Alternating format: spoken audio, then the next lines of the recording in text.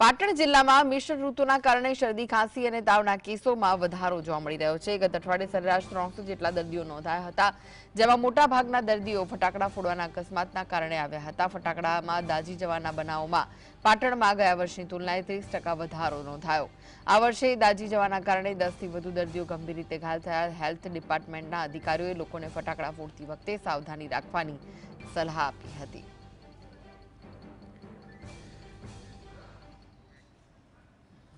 તો વધુ વિગતો માટે જોડાઈ ગયા છે પાટણથી સંવાદદાતા અલ્કેશ।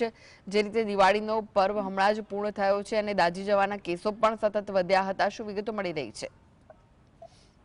કૃષ્ણા, ચોક્કસ રાજ્યમાં જે હવામાનમાં ફેરફાર થયો છે એની અસર પાટણ જિલ્લાને થઈ છે ને પાટણ જિલ્લામાં પણ વાતાવરણમાં ફેરફાર થયો છે, વાદળછાયું વાતાવરણ છે। સાથે સાથે હવે આજે જે એક અઠવાડિયું દિવાળીનું મિની વેકેશન હતું એ માહોલ પણ પૂર્ણ થયો છે। લોકો પણ ક્યાંક ને ક્યાંક હર્યા ફર્યા અને જે ખાધા પીધા પછી ક્યાંક ને ક્યાંક લોકો માદા પડી જાય ત્યારે પાટણની સિવિલ હોસ્પિટલમાં એવરેજ 300 જેટલા દર્દીઓ આવ્યા છે, જે મોટે ભાગે શરદી ખાંસીને આ વખતે ફટાકડાથી ફોડવાથી દાઝી જવાના લગભગ 10 થી વધુ કેસ આવે છે। ગત વર્ષ કરતા થોડો આ વખતે આંકડો વધારે છે। બીજી બાજુ જે ફટાકડા ફોડવા માટેની જે સંબંધિત ગાઈડલાઈન હતી એ ગાઈડલાઈન સરકાર દ્વારા પણ અને વહીવટીતંત્ર દ્વારા પણ કરવામાં આવી, છતાં પણ ક્યાંક ને ક્યાંક આ ફટાકડા આડાવડા જે છૂટા નાખતા હોય ફોડતા એને કારણે કેટલાક દર્દીઓ જે કેટલાક લોકો દાઝી ગયા સારવાર અપાવી, પણ બહુ મેજર ઘટના કોઈ નથી ઘટી। પણ સાથે સાથે અત્યારે હાલ જે પાટણ સિવિલ હોસ્પિટલમાં છે અત્યારે આજના જે ઉઘડતો દિવસ છે ઉઘડતા દિવસ લઈને ક્યાંક ને ક્યાંક ભીડ જોવા મળે। એમણે પેલા દ્રશ્યો અત્યારે કહી શકાય કે જે શરદી ખાંસીના મોટા ભાગના કેસો વધારે છે, કારણ કે જે ઋતુ બદલાય છે અત્યારે હાલ બંને ઋતુનો આપણે અનુભવ કરી રહીએ પાટણવાસીઓ।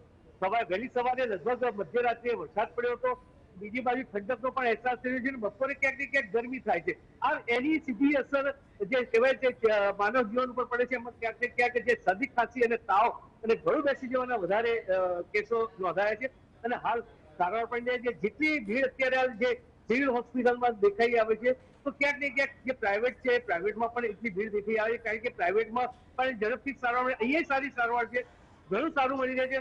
પણ હાલ અત્યારે હવે જે કહેવાય ને કે એવરેજ વધારો થવા માંડ્યો છે। કૃષ્ણ જી, દાઝી જવાના કેસોમાં આ વખતે કેટલો વધારો નોંધાયો હતો અને કેટલા કેસ આવ્યા હતા?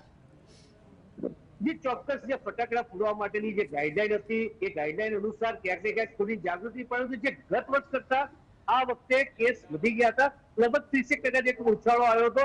નાના મોટા દાઝી જવાના કેસ છે મોટા ભાગના ફટાકડા ફોડવાને કારણે આવ્યા હતા। આવી રીતના જે પ્રાઇવેટ જે કહેવાય કે નાની નાની એમબીબીએસ ને જે જીપી પ્રેક્ટિશનર છે ત્યાં પણ ક્યાંક ને ક્યાંક સારવાર લોકો, કારણ કે જે વખતે બે દિવસ સંપૂર્ણપણે રજા હતી લોકોએ પ્રાઇવેટમાં જઈને પણ આ ફટાકડા ફોડ્યા એટલે રાજ્ય તેનો લાભ કરી દીધી। જી, આભાર અલ્કેશ માહિતી